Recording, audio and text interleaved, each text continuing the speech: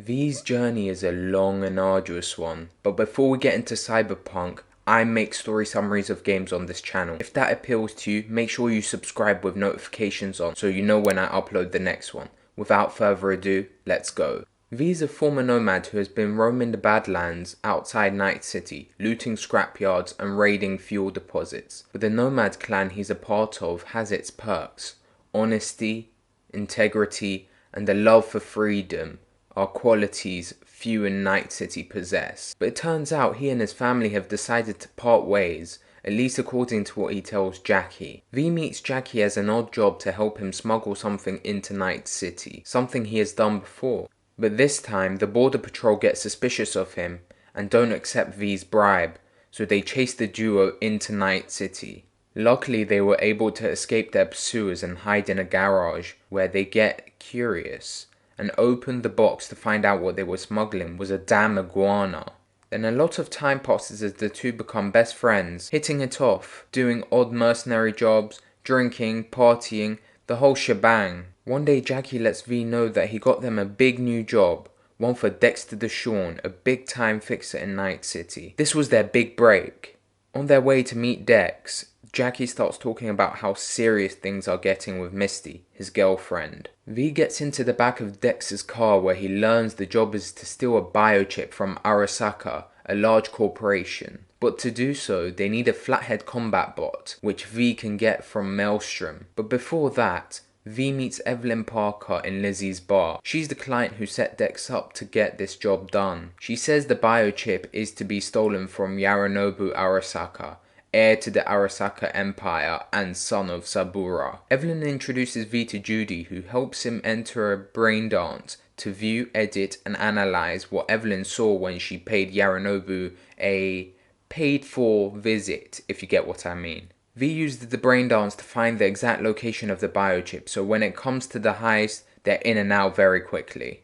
Then V and Jackie meet with Maelstrom to get a deal done for the flathead, but a fight breaks loose and the two get away with the combat bot. The duo then go to meet with Dex. Before, however, Jackie is visibly tentative about the situation, saying his mama is worrying about what he's getting up to. They wait at the bar talking to Claire the bartender. When ready, they recap the plan with Dex. The two go disguised as weapon salesmen to get into the hotel Yorinobu's at. They get there using Delamain, an automated taxi service.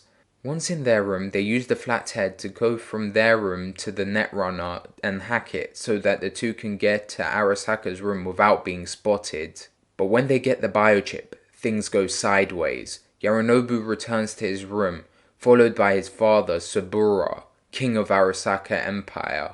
There's clearly tension between the two as they argue. As Sabura tells his loyal bodyguard Takamura to leave them, Yorinobu strangles his father, calling Takamura back and telling him he was poisoned. That's when the hotel goes into lockdown. But our thieves get caught trying to sneak out and fall a very high drop, and the fall injures Jackie and he's bleeding as they try to escape. But the fall damaged the biochip. So to stabilize it, Evelyn says one of them need to insert the biochip into them, so Jackie does. They stealth their way for the most part, but cause a ruckus as they enter Delamain as a quick getaway. But that's when Jackie Wells, V's best friend, bleeds out after telling him he's gonna be rich and giving him the chip, which V inserts into himself. Delamain graciously takes his body to his family as V goes to meet Dex.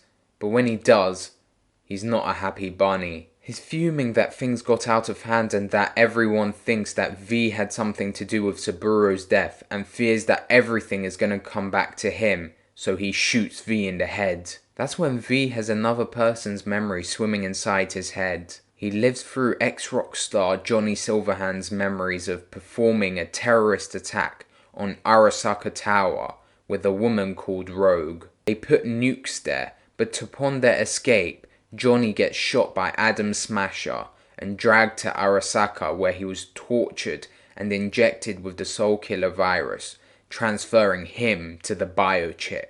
That's when we see V meeting Johnny in cyberspace, where his mind has been since being injected with Soul Killer. V wakes up having somehow survived the headshots. Dex snaked V, who took him to Takamura, who ends up killing Dex, ready to take V to Yorinobu. However, worried Takamura would figure out his betrayal, Yorinobu sends an assassin after both of them. Once rid of him, they get to a doctor, Vic, V's friend, so he can recover from the headshot. Yeah, you heard right. Takamura realizes what's happened, so he needs V's help to expose Yorinobu. V gets up and running but starts seeing things and having ringing ears. That's when Vic says the shard inside him is giving him another personality, Johnny's. Unfortunately, he tells V that the biochip's construct is overriding his body, killing him in the process. Essentially, Johnny's taking over. Misty takes V home, where they console each other about Jackie. She gives him 2 types of pills, one that embraces Johnny and the other that shuts him away. That night he sees Johnny for the first time, tormenting him. He takes the pill to push him away. Immediately after, V visits Mama Wells, as they have a funeral for Jackie before meeting Takamura. He mentions that Anders Hellman, who used to work for Arasaka, can help save V, because he knows about the biochip. After he leaves, Johnny pops back out, seemingly more peacefully, suggesting to meet Rogue, and that she could help him out. But first, V finds Judy to help him find Evelyn, who went in hiding after what went down with Arasaka. She leads him to a brothel where Evelyn worked. V uses the workers to find out Woodman, their pimp, sold her to a doctor. On their way to find her, Johnny says he's cool with V, as long as he helps him stick the finger to Arasaka using Old Cunningham. He also says Mikoshi is the location where Soulkiller operates, storing its victims' engrams. When they arrive at the doctor's place, Judy's there too, looking for Evelyn. Turns out the doctor too pawned her off. Luckily, they're able to track down a brain dance which they purchase off the black market and analyze. They use it to locate Evelyn, finding her having been taken by scavengers, abused in many ways, before they take her home. Once they do a brain dance to see Evelyn was ordered to get the biochip by the Voodoo Boys group. It's also made clear that they want the chip because somehow it will lead them to Alt Cunningham. After the brain dance, he says bye to Judy, who's looking after Evelyn. V visits Rogue as Johnny suggested. She recommends talking to Panam, who can help with getting Hellman. V does her a favour by recovering her stolen car. They get to talking and she too left her nomad clan behind. But she still visits and cares for the Aldecados, despite not getting along with Saul, their leader. Once the car's back in Panam's possession, the two get drinks to celebrate before V learns that Evelyn committed the S word. No, not sin. Unfortunately, she offed herself because Woodman, her pimp, sexually assaulted her several times before pawning her off. I guess it's a good thing I ended the prick. Next morning, to repay V, Panam concocted a plan to get a hold of Hellman. Essentially, Panam RPG'd the plane he's on, along with a bunch of Kang Tao troops protecting him. But as they're coming down, some of the Aldecados, Panam's friends, go to help the wreckage without knowing how dangerous they are. Before the duo get there, one of Panam's friends gets killed. Luckily, V's able to save the other from Kang Tao pilots. Mitch, Panam's friend, reveals that Hellman fled. Eager to get revenge on the rest of the Kang Tao troops, Panam joins V in pursuing him. Together they dispose of the remaining Kang Tao troops and get a hold of Hellman. V calls Takamura so he can get his own information from Hellman, but first, after interrogating him, Hellman gives V the blueprints for the biochip. After exiting the room, V starts coughing some more, triggering my Red Dead 2 PTSD. Since V and Panam became close, she came to ask him for help whenever needed, and he helped her become part of the Aldecados again, helping her squash her beef with Saul. In fact, Saul even made her co-leader of the Aldecados. Over this period, the two grew even closer and became flirtatious with one another. It became clear that they had great affection for each other. Fitting for two nomads, the two got freaky in a tank. Following this, V revealed to Panam the situation he was in with Johnny and the chip, explaining why he can't stay with her and the Aldecados just yet. She told V to keep in touch, as they were now in a relationship. Then they parted ways for now. V goes to see Takamura, who had gotten in contact with an old friend to help convince him that Yorinobu murdered his father. He wants to convince Oda because he acts as Yorinobu's sister's bodyguard. Takamura wants to explain to Hanako what actually transpired and not to be fooled by her brother's lies. Despite not agreeing with what the duo was saying, he unknowingly let it slip that Hanako was attending a parade, so they can find her there. V uses his contacts to get intel on the parade. While waiting for the time of the parade to approach, V tries to meet with the Voodoo Boys, who want to contact rogue AI beyond the black wall of cyberspace. He talks to the leader Brigitte to get in contact with Alt. She gets him to the black wall in cyberspace, where V starts reliving Johnny's memories again. It becomes apparent that he and Alt were close. But one day she gets kidnapped by Arasaka, so he enlists the help of his ex-girlfriend Rogue by paying her to help him save Alt. They break into Arasaka Tower, storm the place, and find Alt unconscious, being a sort of test subject for Soul Killer. But in an attempt to save her, Johnny disconnected her from Soul Killer, effectively killing her and leaving her soul in cyberspace forever. This fury is what led to Johnny's terrorist attack on Arasaka Tower. Then Brigitte helps V go beyond the black wall, where Alt, the Netrunner, pops out, since she recognized Johnny's code in the Biochip.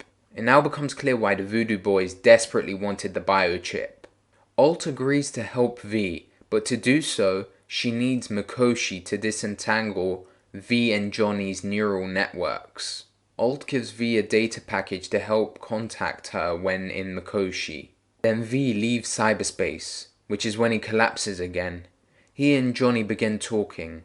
He explains to V that the worst part of Mikoshi is corpse can switch up your identity and you wouldn't even be aware of it. V pulls himself together to meet Takamura at the start of the parade. V takes out the security so nobody can spot Takamura talking to Hanako. Takamura tries talking to her, but she was about to sound an alarm, so Takamura is forced to tranquilize her as they escape the parade. They try to convince her of what happened to her father when they get to a safe house, but that's when they get ambushed by Arasaka. V and Takamura split up to lose them, and luckily they do. After hiding out of sight for a while, Hanako sends a proxy to say to V that she believes him, because her brother and her father had always argued, but she just didn't want to suspect her brother. Hanako says that she wants to meet him in person. But before that, V takes Johnny to his final resting place, where Johnny pours his heart out to V, pleading with him to let him take control for a bit,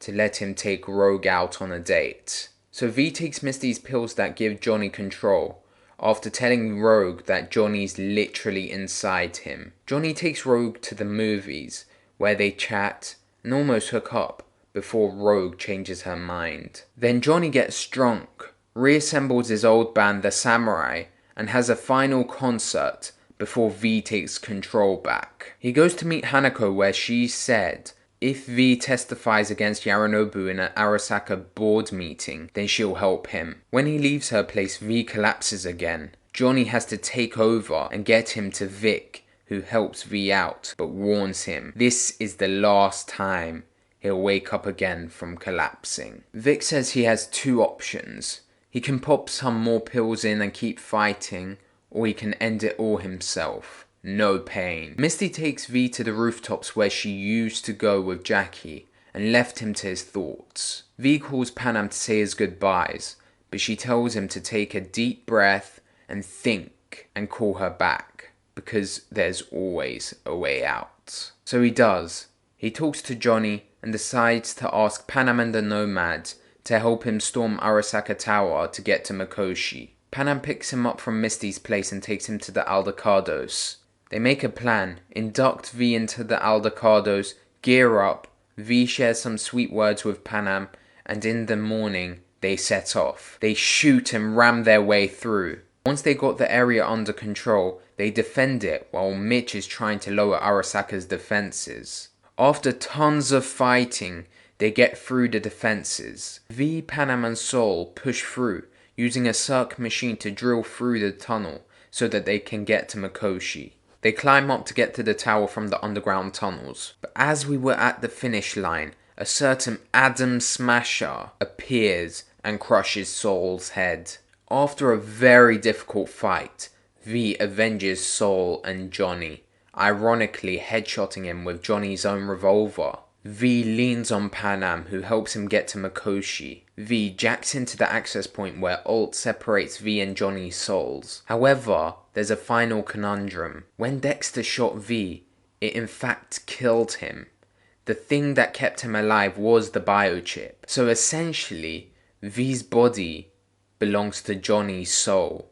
So if V goes back to his body would recognize him as foreign, so he'd have only 6 months to live. The alternative would be Johnny taking over V's body and not having that issue, but together they agree for V to go back to his own body. Later on, V and Panam say goodbye to Night City as they leave for Arizona with the Aldecados to have a fresh start. The ending is left slightly ambiguous. Although V only has 6 months to live, Panam has some contacts in Arizona who can help, which gives the couple hope. But one thing's for sure, V lived the remainder of his days happy, with a missus that loves him and a nomad clan that he can call his family. Thanks for watching, like the video, comment, all that jazz, it really does help me out with engagement on the video. Also be sure to subscribe for more video game story summaries. See you around.